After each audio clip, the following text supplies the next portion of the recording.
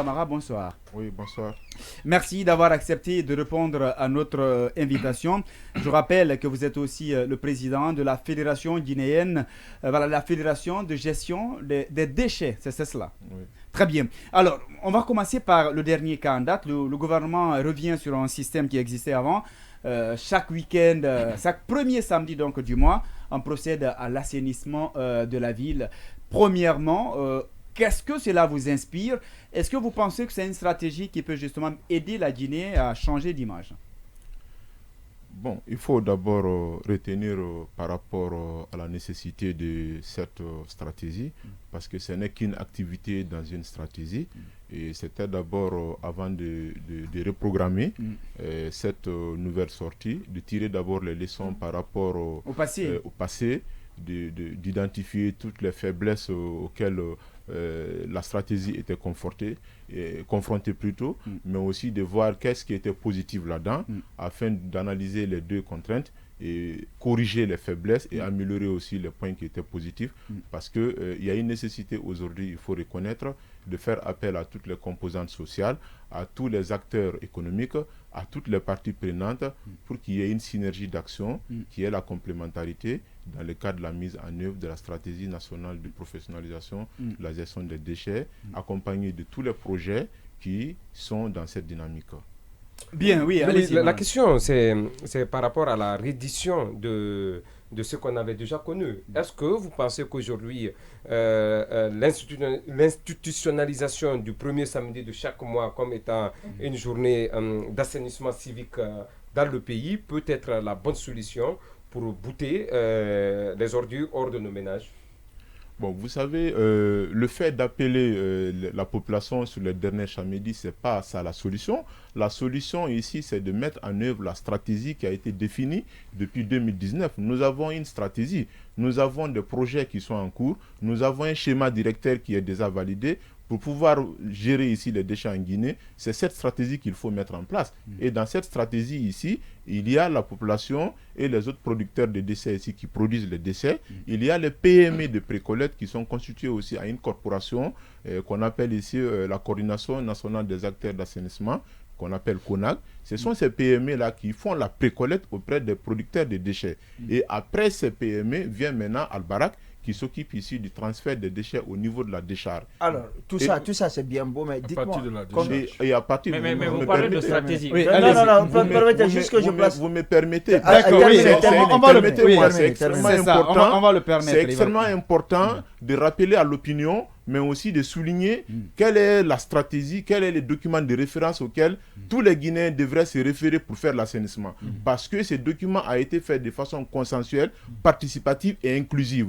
Toutes les organisations se sont retrouvées dans l'élaboration de cette stratégie qui a fait l'objet d'une validation en 2019. Donc si aujourd'hui, il y a une activité qu'il faut piloter en Guinée par rapport à l'assainissement jusqu'en 2029, tous ces régimes ici par rapport à la gestion des déchets solides et des déchets ménagers, à cette stratégie-là. Si vous êtes une organisation de la société civile, le rôle est défini dans la stratégie. Si vous êtes un opérateur économique, le rôle est défini dans la stratégie. Alors, donc pour nous aujourd'hui, c'est de faire référence à cette stratégie pour décider quoi que ce soit. Ça c'est compris, Ce que je veux savoir, c'est que la première des choses déjà, c'est que pour gérer les ordures, il faut savoir quelle est la quantité d'ordures qui existe. Aujourd'hui, Conakry produit combien de tonnes d'ordures par jour?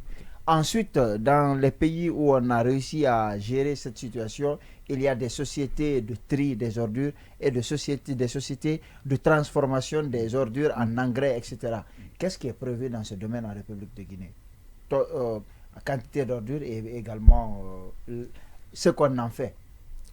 Par exemple, il y a 2 ans passés, la production potentielle moyenne des déchets ménagers dans la ville de Conakry était 1800 tonnes de déchets par jour, dont 900 tonnes de déchets organiques. Je dis bien il y a 2 ans. D'après l'actualisation ici des données, on ne parle plus de Conakry, mais nous parlons désormais de Grand Conakry. Donc, le Grand Conakry, comme on entend maintenant, a une production potentielle qui va au-delà de 2000 tonnes par jour. Et d'après les études ici, près de 50% de ces déchets-là sont organiques. Donc, dans la stratégie ici, il est prévu de mettre des filières de valorisation de ces déchets sur lesquelles les PME et les ONG aussi devraient s'impliquer, bien entendu, avec la collaboration des collectivités locales pour pouvoir valoriser ces déchets. C'est ce qui est prévu dans la stratégie. Maintenant, en termes au-delà de la stratégie, il y a aussi des politiques des ONG qui s'inscrivent ici et des entreprises qui s'inscrivent ici dans le cadre de la valorisation des déchets. C'est le cas, par exemple, ici de notre fédération, où il y a pas mal de projets pilotes aujourd'hui qui sont expérimentés, que nous pouvons mettre à l'échelle, notamment la production des pavés écologiques à partir des verres, à partir des plastiques, la production ici des biodigesters à partir des déchets organiques, la production ici, n'est-ce pas, des charbons verts, la fabrication ici aussi des engrais à partir de ces déchets organiques-là. Donc aujourd'hui, la quasi-totalité des déchets qui sont produits en Guinée ont une valeur ajoutée. Il s'agit juste de se mettre ensemble pour pouvoir augmenter la capacité de production de ces entités ou de ces différentes unités qui sont aujourd'hui avec cette technologie. Alors moi, je suis un peu confus, Moi, je suis un peu confus. À vous entendre, j'essaie de comprendre. Est-ce que vous nous dites que, parce que vous avez dit que ces journées d'assainissement font partie d'une stratégie. Est-ce que après, vous nous dites qu'il y a une stratégie qui est élaborée depuis 2019.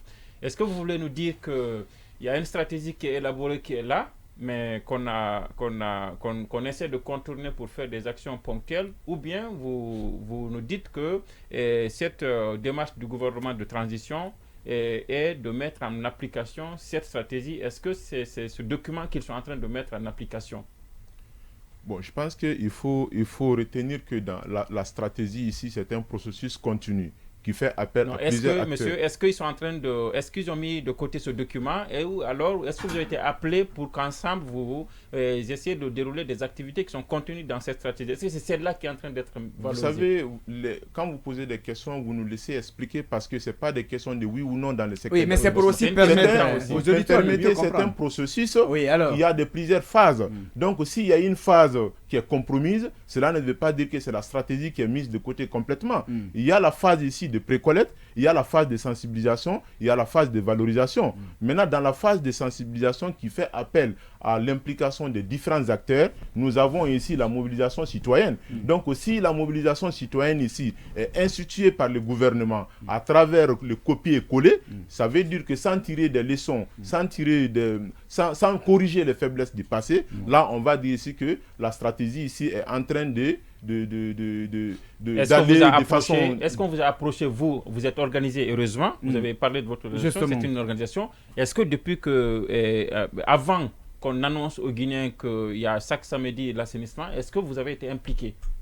Non, je pense que la sortie de ces samedis est confrontée ici à un problème d'inclusivité et de participation de tous les acteurs. Donc vous n'avez pas été appelé? Non, nous n'avons pas été appelés. Je pose la question parce que je connais par exemple une société qui s'appelle Togo Bala, je pense, qui avait en charge l'assainissement du marché de Taouya. Je ne sais pas beaucoup, mais que j'ai rencontré une fois dans le bureau du ministre Papakoli, en charge de l'environnement à l'époque. Vous vous battiez à l'époque pour qu'on prenne en compte les PME avec les 5 maires de Conakry. Donc je demande, est-ce qu'aujourd'hui, ces efforts qui étaient en cours pour mobiliser notamment ces PME, parfois même les associer et leur donner un peu de moyens, leur donner de la force pour faire ce que ces grandes entreprises-là font, à quelles on donne des milliards qui les appartiennent ailleurs, je vous demande juste pour savoir, est-ce que ce gouvernement de transition, depuis qu'il est mis en place, est-ce qu'il valorise les PME? Est-ce que vous êtes impliqué dans l'organisation de ces samedis d'assainissement? C'est la question que j'ai posée. Je vais tout simplement vous dire que notre fédération n'a pas été associée. Et aussi, il faut reconnaître que de façon, dans le processus aussi, nous ne sommes pas les seuls acteurs qu'il faut impliquer. Parce que c'est bon à savoir. Oui, mais quand on parle de propriété, il faut qu'on parle de gestion des ordures. Mais vous permettez, dans le secteur d'assainissement, il y a plusieurs acteurs qu'il faut aujourd'hui, on parle oui, mais sauf qu'on ne va pas marcher sur des œufs, on va dire les faits. Pourquoi on vous pose cette question? Parce qu'on nous a dit, et vous avez relaté la chaîne, très bien, qu'on connaît d'ailleurs, vous avez dit qu'il y a la précollecte, parce que les camions d'Albarak ne vont pas dans les quartiers. Mais si vous qui êtes chargé de prendre ces déchets-là dans les quartiers, dans les ménages et les envoyer dans les points de regroupement, vous n'êtes pas impliqué. Et vous savez, ça veut dire qu'il y a problème quelque part. Oui, mais comprenez d'abord que dans le secteur d'assainissement, qui est considéré comme acteur. Parce que c'est ça d'abord le problème. Pour parler ici de l'inclusivité, il faut savoir pour que le processus soit inclusif, qui il faut impliquer, qui on peut laisser. Parce que dans le secteur d'assainissement, il y a 3 groupes d'acteurs, que chaque acteur ici a un rôle à jouer dans le processus d'assainissement. Le premier groupe d'acteurs ici, c'est l'ensemble de tous les acteurs qui parlent des déchets, qui sont impliqués dans le processus d'assainissement, mais qui ne touchent pas forcément les déchets. C'est le cas des médias, c'est le cas des centres d'études, c'est le cas des organisations de la société civile qui sont impliquées plus ou moins dans le cadre de la vulgarisation, de la sensibilisation, du plaidoyer. Et le deuxième groupe ici, c'est l'ensemble de tous les acteurs qui sont dans le processus d'assainissement, qui touchent les déchets à travers sa chaîne. Soit ils sont dans la précollecte, soit ils sont dans la collecte, soit dans le transfert, dans le tri et traitement, ou soit ils sont ici dans la valorisation. Et le dernier groupe ici, c'est ceux qui dépendent, c'est des acteurs dont leur entreprise dépend de ces déchets-là. C'est-à-dire les déchets constituent des matières premières ici pour le fonctionnement de leur entreprise. Donc ce sont ces 3 entités-là il faut tenir compte ici pour pouvoir parler de l'assainissement. Maintenant, dans le cas de la sortie, par exemple, il y a des gens ici qui sont redevables parce que nous avons nos obligations en tant que citoyens, nous avons la responsabilité citoyenne, les entreprises ont des responsabilités sociétales et les administrateurs aussi ont des responsabilités administratives. Donc, par rapport à cette chaîne, s'il faut vraiment éduquer de façon environnementale, il faut vraiment impliquer tout le monde dans le processus. Ça veut dire qu'il faut s'interroger qui doit faire quoi dans le cadre de la sensibilisation. Par exemple, le ministre de l'Éducation aujourd'hui, au niveau de l'école primaire et du secondaire, doit pouvoir intégrer dans son programme de formation le programme d'éducation environnementale. Vous comprenez? Bien. Alors, on sait que Moustapha Kallou a déjà écrit un livre sur justement cette problématique. Oui, une question?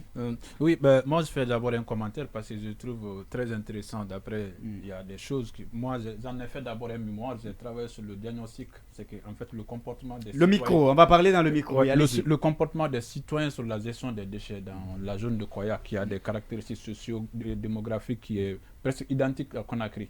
Moi, je suis parvenu à la conclusion qu'on a à peu près 1500 tonnes de déchets.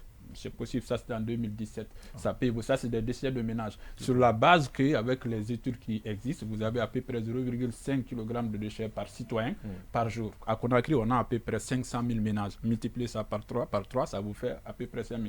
Mais ça, je n'ai pas pris les déchets. 1500 oui, 1500 tonnes. Bon, il parle de 500 et il parle de 2000 tonnes parce que moi, je n'ai pas pris en compte les déchets industriels. C'est raisonnable, je crois que maintenant, par rapport à l'approche, parce que ça, il y a un vrai problème. On n'a jamais géré les déchets en Guinée, on n'a fait que ramasser les déchets. Il ne faut pas confondre le ramassage des déchets et la gestion des déchets. La gestion des déchets, c'est une filière, c'est comme une chaîne de valeur qu'on peut valoriser de la production jusqu'à la transformation. Aujourd'hui, on n'en est pas là. Moi, j'aimerais savoir, on n'est pas là pour faire des commentaires. Ce sujet-là est tellement intéressant que moi, je pense qu'il faut associer les spécialistes pour qu'on en discute et chacun fasse cas de ses résultats. Voilà. Mais ce que je vois dans ce gouvernement, on a un ministère d'assainissement. On a des grands projets sanitaires qui est piloté par l'Union européenne avec le projet Enabel. Vous en savez. Mais ce que je ne comprends pas, et comment ce gouvernement peut laisser tout ça et vous êtes connu au ministère. Vous êtes connu au ministère, je pense. Vous avez fait une stratégie. Oui. Est-ce que vous avez soumis cette stratégie-là? Non, c'est une stratégie gouvernementale. Non, par rapport à l'air, je dis c'est une fédération. Je ne sais pas. Mais pourquoi le gouvernement ne communique pas sur son plan de gestion de déchets en Guinée et sur la politique de gestion de déchets même? Et pourquoi on nous fait sortir les samedis? Je ne discute pas, je ne conteste pas que l'éducation citoyenne est la base de la gestion des déchets. Parce que moi, dans mes conclusions, dans mes recommandations à l'interne, j'ai même dit qu'il faut intégrer l'enseignement de la citoyenneté de gestion de déchets. En Guinée, quand vous voyez c'est comme si... Alors, il va répondre à la question. Voilà, donc désolé parce que c'est un terrain... C'est quand même important. C'est un terrain qui se en train de trouver la contribution. Elle est importante, mon cher ami. Donc, moi, je sais pourquoi le gouvernement aujourd'hui est en train de nous faire des tintamars avec les samedis d'assainissement, alors qu'on a un ministère qui doit rendre compte. Je ne comprends pas, moi. Encore lui? D'accord, oui, allez-y. Vous savez, le cas de la Guinée ici, il y a une faiblesse globale qui est généralisée. Nous faisons de très grandes études, nous faisons de très bonnes propositions, mais l'application dans tous les secteurs d'activité est confrontée au véritable problème.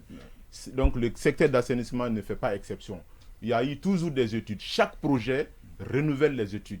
Vous comprenez un peu? C'est très dommage de voir, par exemple, que seulement dans la zone spéciale du Grand Conakry, qu'il y a le projet de la Banque islamique pour le développement, qu'il y a le projet de Sanita, les deux phases, Sanita 1 et Sanita 2, qu'il y a également aussi beaucoup d'autres appuis tels que le programme de l'AFD par rapport à la construction des centres d'enfouissement technique dont les dernières réunions nous avons suivi. Vous voyez un peu, mais tous ces fonds-là sont malheureusement concentrés sur le Grand Conakry avec une population de près de 3 millions d'habitants. C'est pendant qu'il y a 10 autres millions d'habitants à l'intérieur du pays que le gouvernement fait d'eau. Encore lui. Même Conakry n'est pas propre. Le problème, si Conakry était propre. Donc on ne peut pas comprendre qu'avec tous ces fonds, que jusqu'à présent, Conakry peine à être vraiment une ville qui répond... Quand même, ces derniers temps, on disait que les choses s'étaient améliorées avec le système Al-Barak et tout. Non, je voudrais juste vous poser cette question. Oui, parce qu'il a raison, il faut accepter ce constat. Avec Al-Barak, il y avait quand même une certaine classe.